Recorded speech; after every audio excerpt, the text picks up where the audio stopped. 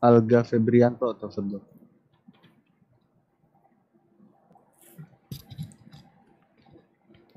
Assalamualaikum warahmatullahi wabarakatuh, Ustaz. Waalaikumsalam warahmatullahi wabarakatuh. Ahlan wa sahlan, barakallahu fiik. Nah, tafadhal. Di sini saya mau menyampaikan pertama, Ustaz dapat salam dari Abi Ana. Alaika wa alaihi Karena salam.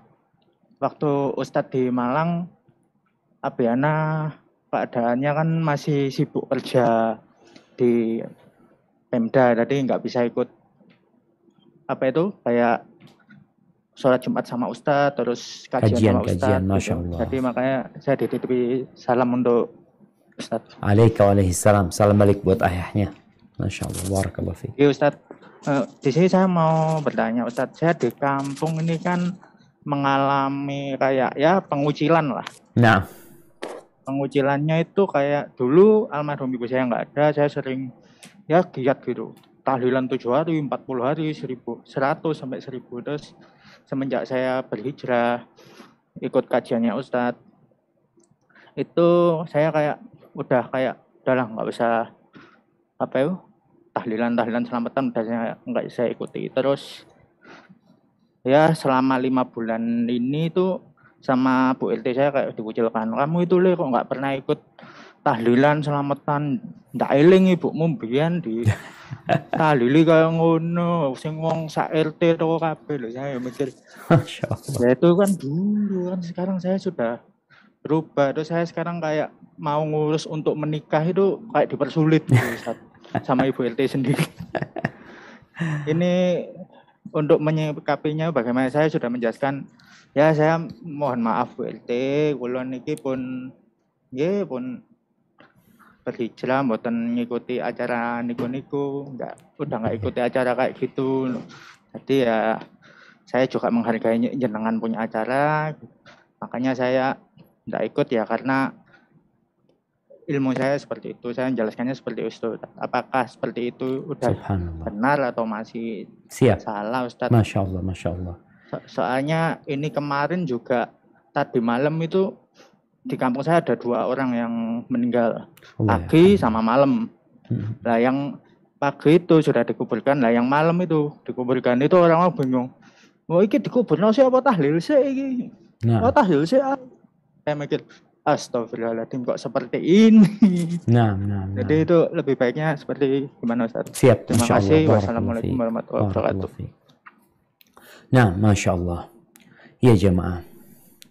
Tarkul ada adawah. Jadi meninggalkan sebuah tradisi yang biasa dilakukan di masyarakat biasanya akan menimbulkan kebencian. Orang-orang akan gak suka sama kita ya.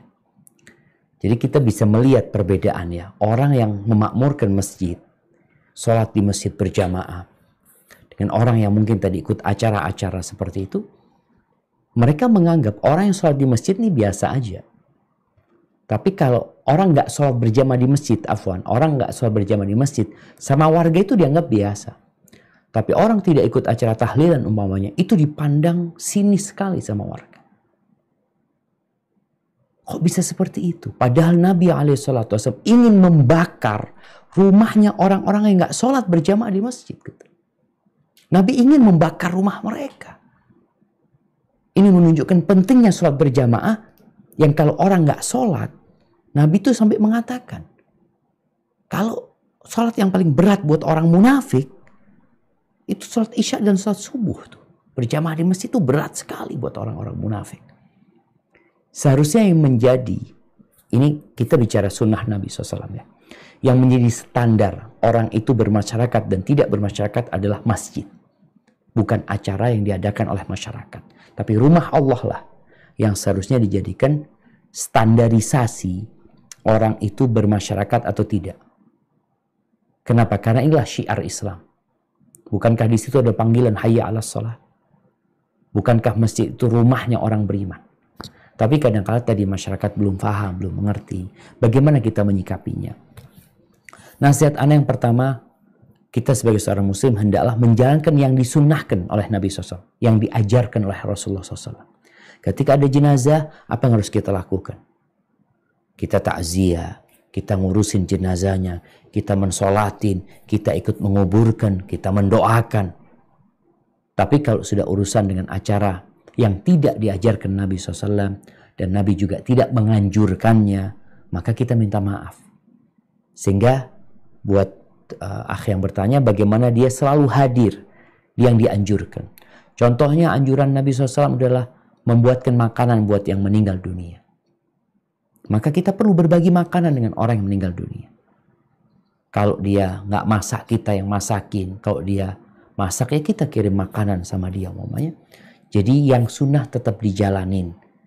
Dan kita tetap berusaha untuk menghargai tetangga kita, berbuat baik kepada tetangga kita. Kita punya kelebihan rizki, berbagi dengan mereka. Sehingga orang-orang itu tahu fulan ini memang nggak ikut acara. Tapi fulan tetap baik sama masyarakat. Dan semoga nanti yang menjadi standar, kembali kepada standar yang dilakukan Nabi SAW. Yang menjadi standarisasi orang itu bergaul dengan masyarakat. Orang itu baik atau tidak, munafik atau tidak, itu sholat berjamaah di masjid. Dan sabar buat akh yang bertanya tadi, dia perlu bersabar dan terus belajar ya.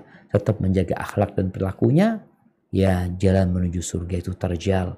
Apalagi kalau kita mengikuti sunnah Rasulullah SAW. Barakallahu fiik, itu yang dapat Anda sampaikan, kurang lebihnya mohon maaf. Mungkin kita masuk ke sesi kuis. Anda kembalikan ke Ustadz Mayogi. Tafadhol.